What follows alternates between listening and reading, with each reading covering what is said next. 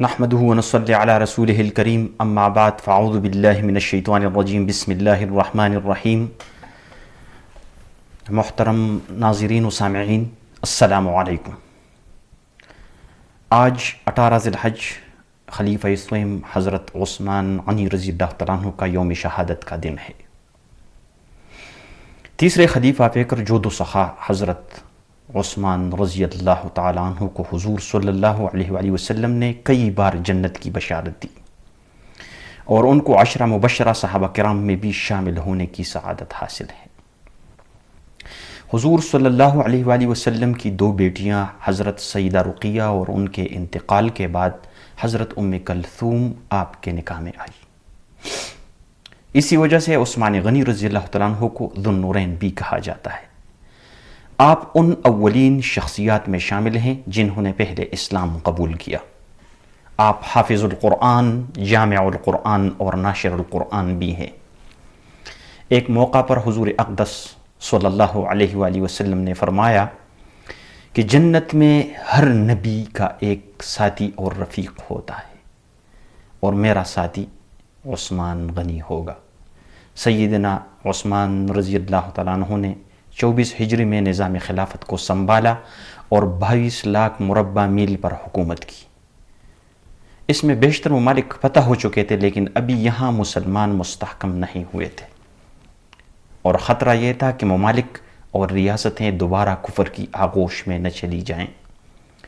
لیکن حضرت عثمان غنی نے فوج کو جدید عسکری نظام میں ترتیب دیا۔ آپ کے دور خلافت میں سیدنا حضرت امیر معاویہ رضی اللہ تعالیٰ عنہ نے اسلام کا پہلا بحری بیڑا تیار کر کے بحر اوقیانوس میں اسلام کا عظیم لشکر اتار دیا۔ سبحان اللہ۔ اس طرح روم پر سکتہ طاری کر کے اس کے فوجوں نے فرانس اور یورپ کے کئی ممالک اسلام کے آفاقی نظام میں پہنچا دیے۔ اسلامی فوجوں نے عثمانی دور میں متعدد ایشیائی ممالک فتح کیے۔ آپ کے دور خلافت میں ہی اسلامی حکومت سندھ اور کابل سے لے کر یورپ کی سرحد تک پہنچ گئی۔ سیدنا حضرت عثمان غنی رضی اللہ تعالیٰ عنہ کے دور خلافت میں مملکت اسلامی کے حدود بہت وسیع ہو گئے تھے۔ یہاں اسلامی اور رفاہی شعبوں کا اجراء، ہر علاقے میں سستے انصاف کی عدالتوں کا قیام بھی آپ رضی اللہ تعالیٰ عنہ کا منفرد کارنامہ ہے۔ حضرت عثمان غنی رضی اللہ تعالیٰ عنہ تمام صوبوں کے گورنر، قاضی اور ارکان کی دولت کی چھان بین کر کے نہایت زیرک اور محنتی حاکم مقرر کرتے تھے۔ آپ کا طریقہ تھا کہ ہر 3 ماہ یا 6 ماہ کے بعد گورنر اور عمال حکومت کے نام ہدایت نامہ جاری کرتے تھے۔ ایک مرتبہ حضرت عثمان غنی رضی اللہ تعالیٰ عنہ نے گورنرز کے حکم نامے جو ان کو جاری کیے اس میں تحریر کیا کہ بلا شبہ اللہ رب ذوالجلال نے امام یا امیر کو حکم دیا ہے کہ وہ قوم کا نگران ہو یا چرواہا ہو، اور اللہ نے اس کو اس لیے امیر نہیں بنایا کہ وہ عوام کو ٹیکس کے بوجھ تلے رون ڈالے۔ عوام کے لیے ایسے سخی اور غنی کی اس مال کی قیمت کہ تاجر منہ مانگے قیمت دینے کو تیار ہے، لیکن حضرت عثمان غنی رضی اللہ تعالیٰ عنہ اعلان کرتے ہیں کہ یہ سب مال اللہ کی راہ میں فقراء مدینہ کے لیے ہیں اور اس سے مجھے زیادہ نفع ملتا ہے۔ اسی طرح شرپسند اور منافق عناصر ان کے خلافت سے بھی نالاں تھے۔ باغیوں نے بغاوت کا ایک ایسا وقت طے کیا کہ جب مدینہ منورہ کے تمام لوگ حج پر ہوں گے اور یہ عناصر آپ کو خلافت سے الگ کر سکے۔ حضور اقدس صلی اللہ علیہ وآلہ وسلم کے شہر مدینہ کو خون و آگ میں مبتلا کر کے اسلام کے تشخص کو پارا پارا کرتے۔ ذی القعدہ کے پہلے عشرے میں باغیوں نے آپ رضی اللہ تعالیٰ عنہ کے گھر کا گھیراؤ کر دیا اور حضرت عثمان رضی اللہ تعالیٰ عنہ نے نبی کریم صلی اللہ علیہ وآلہ وسلم کے تعلیمات اور ہدایات کے مطابق صبر و استقامت کا دامن نہیں چھوڑا۔ 18 ذی الحج کی تاریخ پڑھیں تو ایک ایسی شہادت دکھائی دیتی ہے جس میں شہید ہونے کا نام حضرت عثمان رضی اللہ تعالیٰ عنہ ہے۔ جی ہاں، وہی عثمان جنہیں ہم ذو النورین کہتے ہیں، وہی عثمان جنہیں ہم داماد مصطفیٰ کہتے ہیں، وہی عثمان جنہیں ہم ناشر قرآن کہتے ہیں، اور وہی عثمان جنہیں ہم خلیفہ سوئم کہتے ہیں، وہی عثمان جو حضرت علی رضی اللہ تعالیٰ عنہ کے شادی کا سارا خرچہ اٹھاتے ہیں، وہی عثمان جن کی حفاظت کے لیے حضرت علی رضی اللہ تعالیٰ عنہ اپنے بیٹے حضرت حسین رضی اللہ تعالیٰ عنہ کو بیچتے ہیں، وہی عثمان جسے جناب محمد الرسول اللہ صلی اللہ علیہ وآلہ وسلم کا دوہرا داماد کہتے ہیں۔ خیر، یہ باتیں تو آپ کو خطباء اور مقررین حضرات اپنے تقریروں میں بتاتے رہتے ہیں، کیونکہ حضرت عثمان رضی اللہ تعالیٰ عنہ کی شان تو بیان کی جاتی ہے، حضرت عثمان رضی اللہ تعالیٰ عنہ کی سیرت تو بیان کی جاتی ہے، حضرت عثمان رضی اللہ تعالیٰ عنہ کے شرم و حیا کے تذکرے خطبوں میں بھی کیے جاتے ہیں، اسی طرح ان کے قبل از اسلام اور بعد از اسلام کے واقعات بھی سنائے جاتے ہیں، لیکن بدقسمتی یہ ہے کہ ان کی مظلومیت کو بیان نہیں کیا جاتا، ان کی دردناک شہادت کے واقعہ کو عوام کے سامنے نہیں لایا جاتا۔ کیوں؟ کیونکہ میں خود اس عمر میں مسجد نبوی کے لائبریری میں ایک کتاب تاریخ الطبری سے اس عمر میں پڑھا ہے، اور آج 18 ذی الحج کو آپ کے سامنے بیان کرنے کی کوشش میں لگا ہوں۔ اور اسی طرح آج میں آپ کو وہ تاریخ بیان کرنے جا رہا ہوں جو بہت کم لوگوں نے سنا ہوگا۔ تاریخ کی چیخیں نکل جائیں اگر حضرت عثمان رضی اللہ تعالیٰ عنہ کی مظلومیت کا ذکر کیا جائے۔ ہائے عثمان!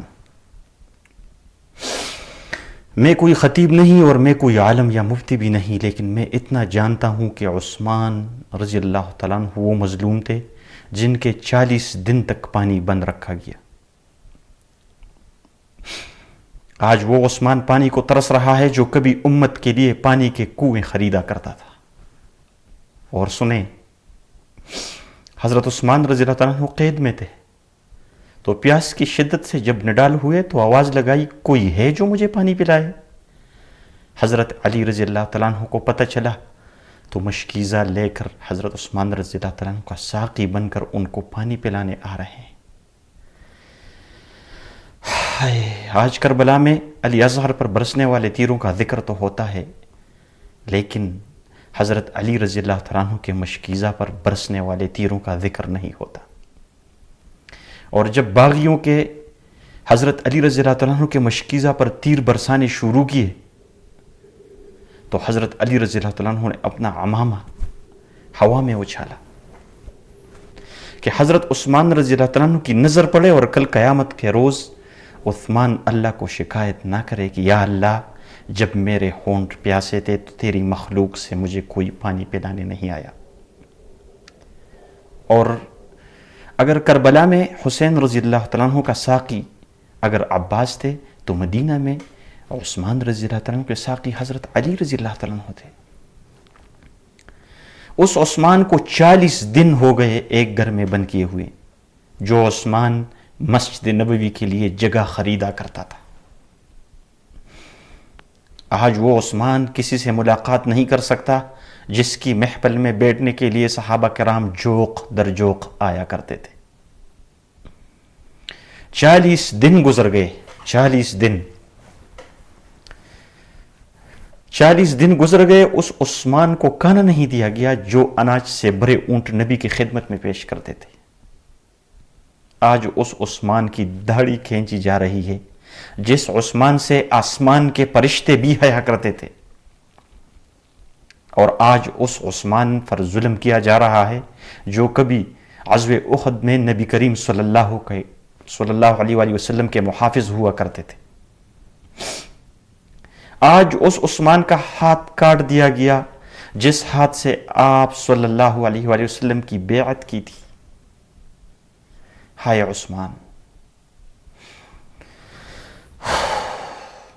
میں نقطہ نہیں، میں عالم بھی نہیں جو تیری شہادت کو بیان کروں اور دل پھٹ جائیں اور آنکھیں نم ہو جائیں، لیکن آج اس عثمان کے جسم پر سکین مار کر لہولہان کر دیا گیا، جس عثمان نے بیماری کی حالت میں بھی بغیر کپڑوں کے کبھی غسل نہیں کیا تھا، اور آج حضور صلی اللہ علیہ وآلہ وسلم کے 2 بیٹیوں کے شوہر کریم کو ٹھوکریں ماری جا رہی ہے۔ 18 ذی الحج 35 ہجری ہے، جمعہ کا دن ہے۔ حضرت عثمان رضی اللہ تعالیٰ عنہ روزہ کی حالت میں ہیں، روزہ رکھا ہوا ہے انہوں نے، اور اسی حالت میں باغی دیوار پلانگ کر آتے ہیں اور حضرت عثمان رضی اللہ تعالیٰ عنہ کی داڑھی مبارک کھینچتے ہیں، برا بلا کہتے ہیں۔ ایک باغی لوہے کا سلاح سر پر مارتا ہے، دوسرا تلوار نکالتا ہے، حضرت عثمان کا ہاتھ کاٹ دیتا ہے، وہی ہاتھ جس ہاتھ سے حضور صلی اللہ علیہ وسلم کی بیعت کی تھی۔ اور قرآن مجید سامنے پڑا ہوا ہے، خون مبارک قرآن کریم پر پڑتا ہے، تو وہی قرآن بھی آج حضرت عثمان رضی اللہ تعالیٰ عنہ کے شہادت کا گواہ بن جاتا ہے۔ اور جب حضرت عثمان رضی اللہ تعالیٰ عنہ زمین پر گر پڑے تو باغی ان کو ٹھوکریں مارنے لگے، جس سے آپ رضی اللہ تعالیٰ عنہ کی پسلیاں تک ٹوٹ گئی، اور اسی طرح حضرت عثمان رضی اللہ تعالیٰ عنہ باغیوں کے ظلم سے شہید ہو گئے۔ میں اس واقعہ کو صحیح طریقے سے بیان نہیں کر سکتا ہوں آپ سب کو، لیکن کوشش کرتا ہوں۔ اور پھر کیا خوب کہا ہے کسی نے کہ اسلام وہ شجر نہیں جس نے پانی سے غذا پائی، دیا خون صحابہ نے پھر اس میں بہار آئی۔ اللہ کی قسم، جب بھی میں مدینہ منورہ میں جنت البقیع میں جاتا ہوں اور عثمان رضی اللہ تعالیٰ عنہ کی قبر مبارک پر نظر پڑتی ہے تو وہاں سے آگے جانے کی ہمت نہیں ہوتی، اور یہ سارا تاریخ میرے آنکھوں کے سامنے آ جاتا ہے۔